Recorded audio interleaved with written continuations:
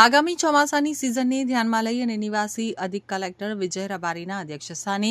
Pre monsoon preparation અને આપત્તિ વ્યવસ્થાપનની મીટિંગ કલેક્ટર કચેરીના સભાખંડમાં મળી હતી. આગામી ચોમાસુ સિઝનમાં સુરત શહેર જિલ્લામાં ભારે વરસાદ, પૂર, વોટર લોગિંગ અને વાવાઝોડાને કારણે ઊભી થતી પરિસ્થિતિને પહોંચી વળવા માટે તેની તમામ પ્રકારની પૂર્વ તૈયારી કરવા અને તમામ વિભાગ દ્વારા કરવાની થતી પ્રી મોન્સૂન કામગીરીની ચર્ચા વિચારણા કરવામાં આવી હતી. ચોમાસાની ઋતુને ધ્યાનમાં લઈ અને સુરત શહેરના 6 તાલુકાઓ તથા જિલ્લાના 11 તાલુકાઓ માટે નાયબ કલેક્ટર તથા તેમની સમકક્ષ અધિકારીઓને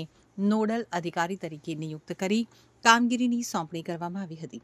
તો બેઠકમાં નિવાસી અધિક કલેક્ટરશ્રીએ જિલ્લામાં વરસાદી પાણીને અવરોધરૂપ કોઈ પણ દબાણો હોય તો તાત્કાલિક તોડી પાડવાની સૂચના આપી હતી. ખાસ કરી અને નવા બનેલા હાઈવેની આસપાસના પાણી નિકાલ માટેના કન્વર્ટર ચેક કરી સાફ સફાઈ કરવાનો આદેશ આપ્યો હતો. ચોમાસા દરમિયાન તમામ લાઇન ડિપાર્ટમેન્ટને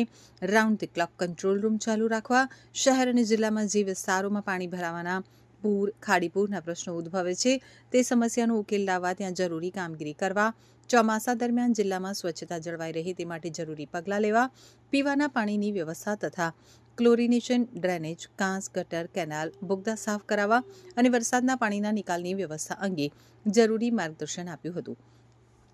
વધુમાં તેમણે કહ્યું હતું કે ચોમાસાની સિઝનમાં કોઈ દુર્ઘટના ન સર્જાય તે માટે અગમચેતીના પગલાઓ ભરવા તમામ વિભાગોને સૂચના આપી હતી. સુરત જિલ્લામાં છેલ્લા 10 વર્ષમાં નદી, ડેમ, જળાશયો, કેનાલ, દરિયા, વરસાદી પાણીનો ભરાવો થયેલ સ્થળોએ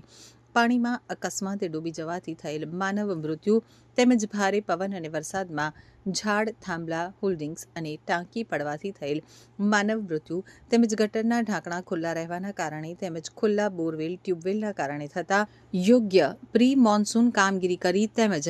સાવચેતી તકેદારીના યોગ્ય પગલાઓ લઈ આવી દુર્ઘટનાઓ ટાળી શકાય તેમ હોય તે માટે જરૂરી યોગ્ય પ્રી મોન્સૂન કામગીરી કરવા તેમજ સાવચેતી તકેદારીના યોગ્ય પગલાઓ લઈ આવી દુર્ઘટનાઓ ટાળવા આયોજન કરવા જણાવ્યું હતું.